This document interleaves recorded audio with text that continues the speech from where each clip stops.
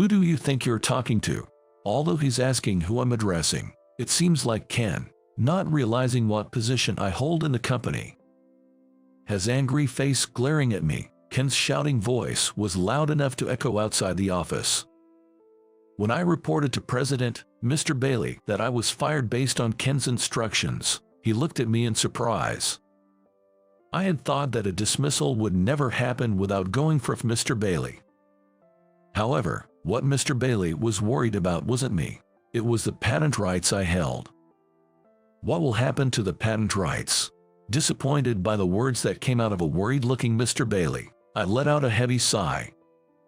Having been with the company for a long time, I can't stay at a company that sees its employees as nothing more than tools. Starting tomorrow, I'll be joining a rival company, so I guess your business is going down. At my words, Mr. Bailey, looking pale and staring off into the distance, could only respond with a bewildered huh. Past disappointment, I couldn't help but snicker at his reaction. By the time Ken realized what he had done with my departure, it was already too late.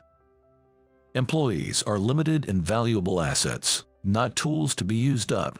A natural consequence awaited the two who failed to understand this. My name is Jack. A fieldwork enthusiast, I've worked as a regular employee, disconnected from promotions even at 49 years old. After graduating from college, I joined a company as a fresh graduate, specializing in creating websites for small and medium businesses and internal systems, and before I knew it, I'd been there for 20 years. Though I've turned down promotions several times, I've managed to lead my subordinates as a project leader in the product development department. When the sales department receives new inquiries or orders, they usually come to me first.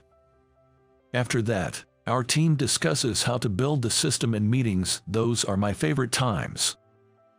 Despite being a small company, I take pride in working with teammates who have globally viable ideas. When I received a patent for a program fundamental to our system development, the whole team celebrated. Though the patent rights are in my name as the team leader, I still think of it as everyone's achievement.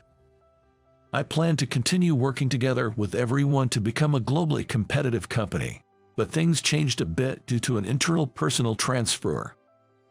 A few months after obtaining the patent, Ken, Brendan's son, was suddenly transferred to my product development department.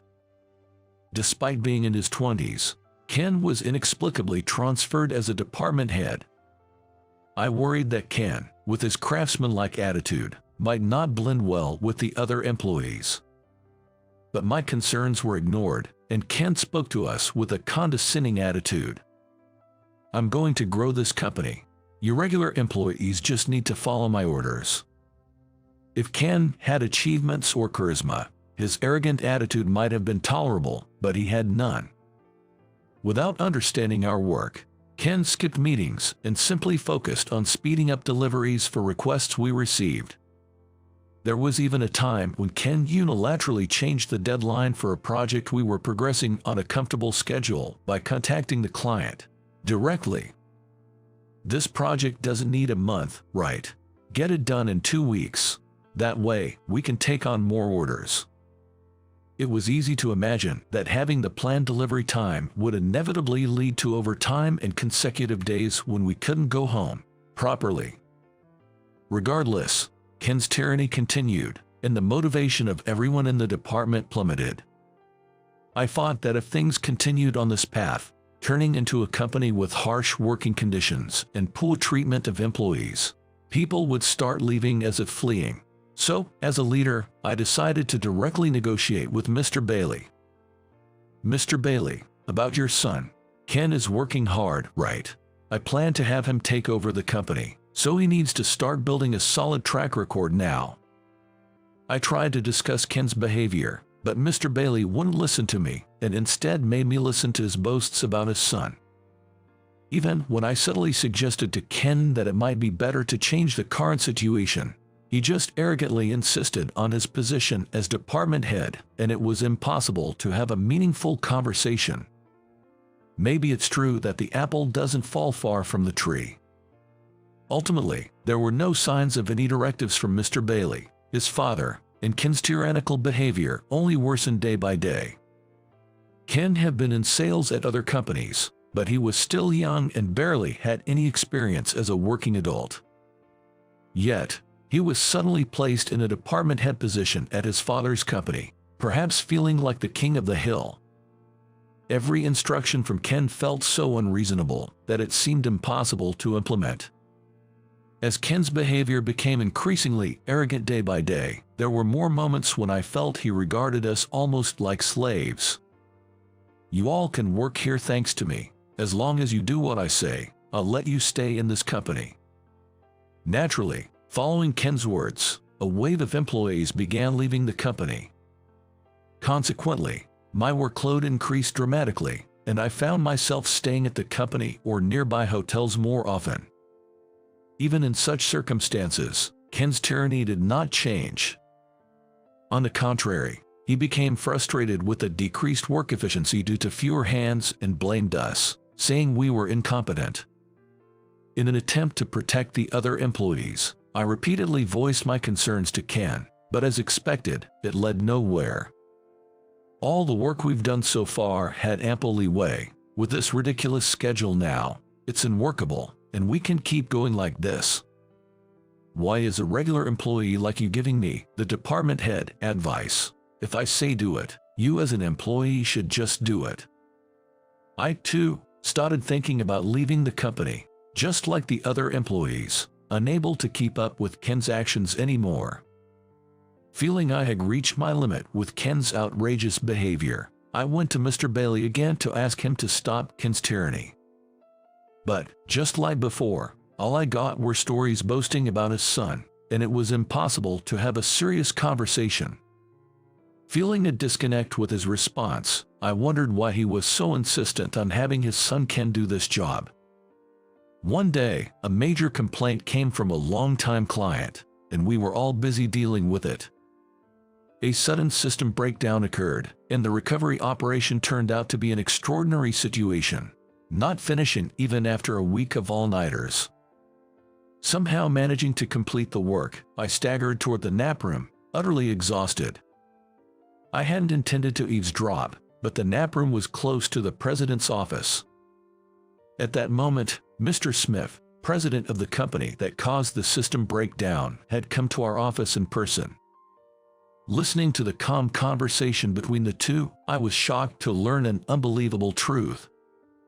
Turns out, Mr. Bailey had sent his son to my department to build a track record of working as a boss in a department with someone like me who held a patent. Mr. Bailey had been using us as tools for his son's career advancement. Hearing this, I was devastated to realize that I was nothing more than a tool to the company, and that Mr. Bailey saw me as nothing more. Unable to think about resting, I trudged back to my desk, shoulders slumped and feet heavy. Even in that state, Ken continued to use me like a slave with his usual arrogant attitude. Knowing Mr. Bailey's intentions, I realized there was no need to endure Ken's oppressive behavior anymore. Exhausted, I let all my pent-up frustrations with Ken out in a burst of emotion. "Ken, we've reached our limit. This workload is insane. If you're so insistent, why don't you try doing some of it yourself?" "Huh? Who do you think you're talking to?" Overtly grumpy, Ken yells at me, glaring at me with an irritated look on his face. Ken's voice was so loud that it leaked out of the office, attracting the attention of all the employees present. Although he's asking who I'm addressing, it seems like Ken is the one who doesn't understand what kind of presence I am and how much I've contributed to the company. Disgusted with Ken's attitude, I looked down and sighed softly. Then, Ken, looking at my face, let out a big sigh. "Fine. We don't need an employee like you in this company. Useless old man like you should just leave." Although it was a sudden notice of dismissal from Ken, in a way, it was the reaction I had anticipated. It wasn't about whether I was needed by the company, but whether I would stay. I never thought I'd be told to leave by Ken, though I had been considering quitting. "So, I'm fired, and it's an order from the department head, right?" Are you really okay with me leaving this company? Ken, not understanding the significance of my words, waved me off with a smug look. Of course, who do you think you are? We have plenty of regular employees. One less won't make a difference. Understood. After bowing deeply to Ken, I headed straight to the president's office. Barging into Mr. Bailey's office, he looked at me with wide eyes, clearly surprised. Then, I told Mr. Bailey everything about Ken's oppressive behavior and everything that had happened so far. I thought he finally listened to me, but his response was unexpected. So it is, but you are here, right? Ken is only 27. It must be just youthful actions. You've been with the company for quite some time. So as a senior, please guide him. Mr. Bailey, either not understanding my point or deliberately ignoring it, said something completely off base. At this moment, I fully realized that Ken was president's son and sighed deeply. I've been directly told by Ken that I'm fired, so I'll be resigning voluntarily. Please handle the paperwork and my severance pay. Is that so? If Ken said that, then it can't be helped. By the way, what about the patent rights you hold? It seemed Mr. Bailey, as the company president, had no particular feelings about me leaving the company. Instead, what he was really concerned about wasn't me, but the patent rights I held. What will happen to the patent rights? Disappointed by the words that came out of a worried-looking Mr. Bailey, I let out a heavy sigh.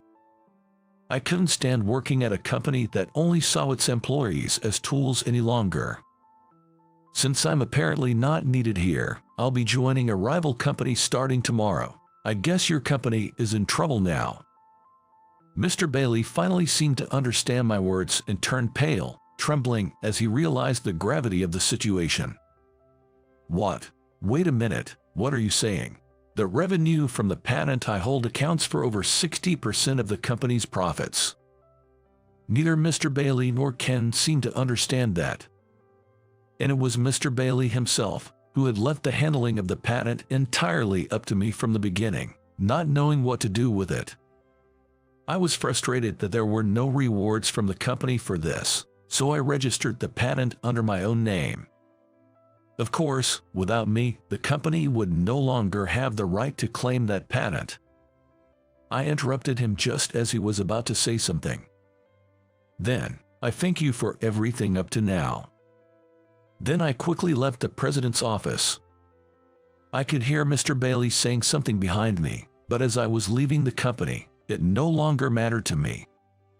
Previously, I had vented to a friend about my dissatisfaction with Ken's strange behavior over drinks. My friend, Troy, and I have been drinking buddies for ages, getting together almost every month. Though I couldn't share confidential details, Troy is a close friend I can talk about anything. Troy understood that something was wrong with my workplace. That's totally illegal and a terrible company. Jack, don't push yourself too hard, he said during one of our drinking sessions, which ended up being more of a vent than a consultation. Then, suddenly being serious, Troy made a proposal. Hey, if you're okay with it, why don't you come work at my company? Troy's company is a rival to mine. We've competed in bids for big projects several times.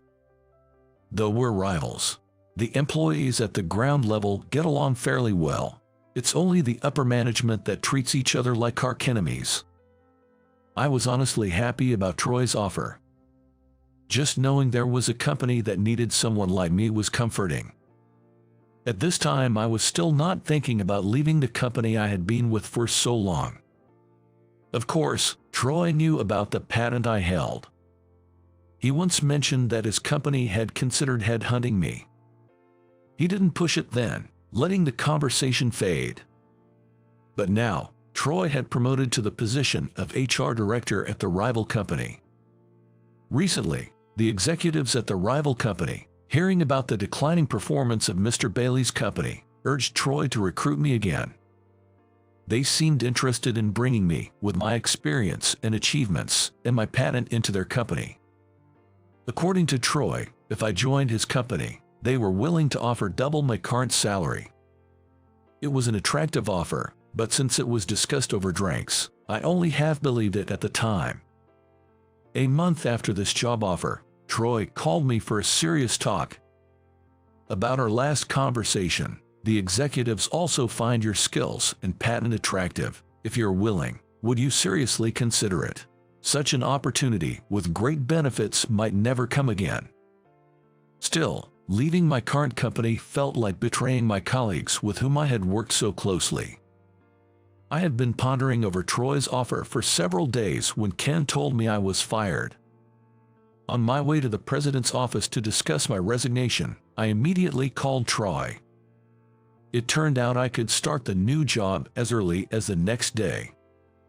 Seeing Mr. Bailey's pale face, I felt slightly guilty, but in the end, if they cared more about the patent than my presence, it was their own doing. After gathering my belongings, I decided to leave for the day. As I passed through the hallway, I coincidentally ran to Ken, who seemed pleased with himself for having driven me out, smirking as he looked at me. Maybe he felt satisfied since the only person who ever talked back to him was leaving. Disgusted with Ken, I didn't bother to respond. With everything that had happened, I had no regrets left and went straight home after thanking my colleagues. On my way back, I ignored several calls from Mr. Bailey. His voicemails contained apologies, but for me, it was already a closed chapter, and I didn't return the calls. About a month after I started working at the rival company, Mr. Bailey called me again. "Jack, won't you reconsider? Without you, Ken can't make any significant achievements." Hearing his words, treating me not just as an ordinary employee but as a tool for his son, left me speechless in disbelief. There were offers of better conditions for returning, but they paled in comparison to what I was receiving at my new job. "I'll consider returning on one condition. If Ken resigns from the company, I'll think about it." Furious at my response, Mr. Bailey quickly changed his tone, shouting over the phone, "Who do you think you are? You're mocking me. I can't let my son resign."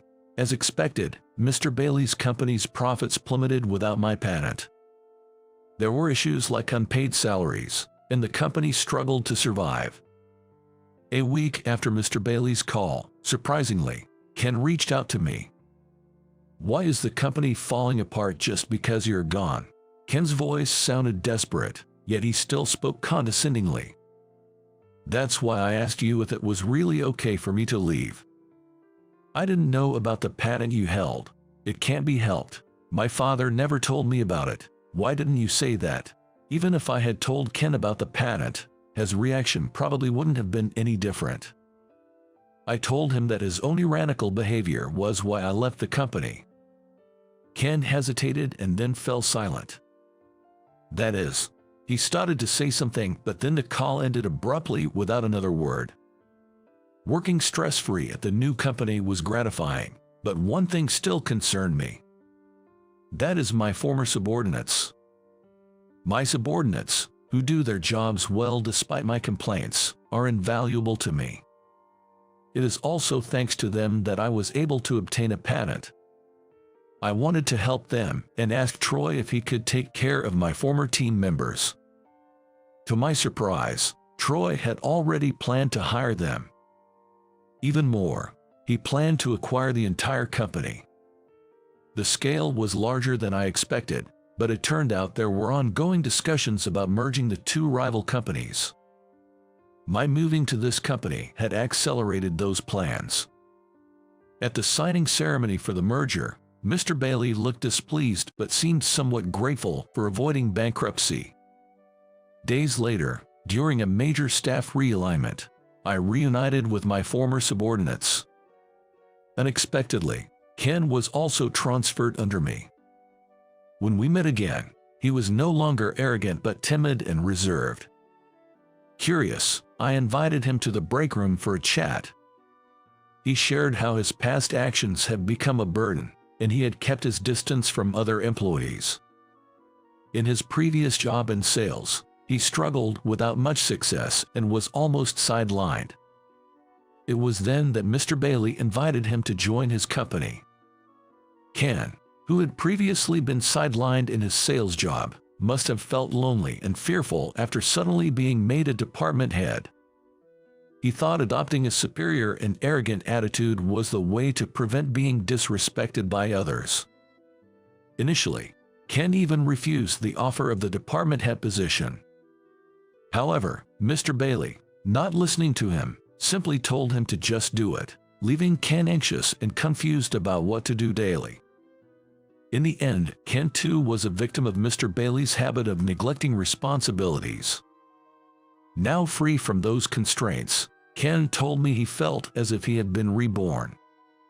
Mr. Bailey, who had treated both me and Ken as mere tools, was deemed incompetent by the executives and is now being used as a low-level employee. Unlike Mr. Bailey, Ken, surprisingly observant and helpful, diligently accomplishes detailed tasks as my subordinate. Everyone was initially a bit confused by the sudden change in Ken's attitude. After a few days, when it became clear that Ken had genuinely changed, he naturally became part of our team. I am now leading a new project team at my new company. Unlike before, the company recognizes and appreciates the work I do, which has positively impacted not only my motivation but also that of my colleagues. 3 years after changing jobs, having successfully developed new technology, I started an internal venture with my team, including Ken. We secured new patents, allowing us to grow not only as a company but also together as a team. Work is busy and challenging, but the sense of achievement and fulfillment makes every day enjoyable.